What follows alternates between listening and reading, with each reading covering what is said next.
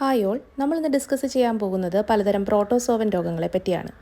Amoeba, paramecium തുടങ്ങിയ ഏകകോശ ജീവികളാണ് protozoa വിഭാഗത്തിൽപ്പെടുന്നത്.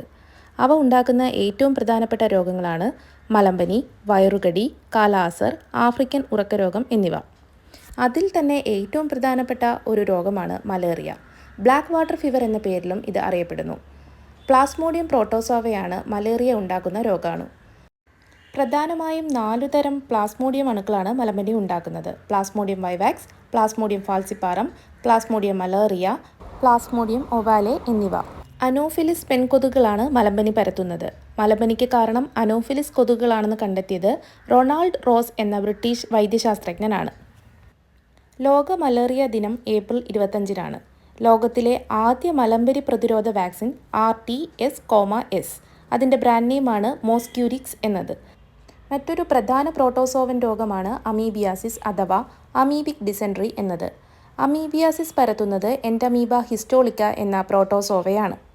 കെട്ടിക്കിടക്കുന്ന വെള്ളത്തിൽ വസിക്കുന്ന അമീബ മനുഷ്യൻ്റെ മൂക്കിലെ നേർത്ത സ്ഥലത്തിലൂടെ തലച്ചോറിലേക്ക് പ്രവേശിക്കുകയും അതിഗുരുതരമായ മസ്തിഷ്കജ്വരം ഉണ്ടാക്കുകയും ചെയ്യുന്ന അസുഖമാണ് അമീബിക് മെനിഞ്ചോ എൻസെഫലൈറ്റിസ് എന്നത്. ബ്രെയിൻ ഈറ്റർ വിഭാഗത്തിൽപ്പെടുന്ന നെഗ്ലേറിയ ഫൗളറി എന്ന അമീബ തലച്ചോറിലെത്തുന്നതാണ് മരണം വരെ സംഭവിക്കാൻ കാരണമാകുന്നത്. ആഫ്രിക്കൻ ഉറക്കരോഗം അഥവാ ആഫ്രിക്കൻ സ്ലീപ്പിംഗ് സിക്നസ് എന്ന അസുഖത്തിന് കാരണമാകുന്ന പ്രോട്ടോസോവയാണ് ട്രിപ്പനോസോമ ഗാംബിയൻസ്. സെസേഫ്ലൈയാണ് ഇതിൻ്റെ രോഗവാഹി. കാല അസർ അഥവാ കരിമ്പനി എന്ന രോഗത്തിന് കാരണമാകുന്ന പ്രോട്ടോസോവയാണ് ലേഷ്മാനിയ ഡോണോവാന. സാൻഡ്ഫ്ലൈ ആണ് ഇതിൻ്റെ രോഗവാഹി. ഇത്രയുമാണ് ഏറ്റവും പ്രധാനപ്പെട്ട പ്രോട്ടോസോവൻ രോഗങ്ങൾ. എല്ലാവർക്കും മനസ്സിലായെന്ന് വിശ്വസിക്കുന്നു. Thank you.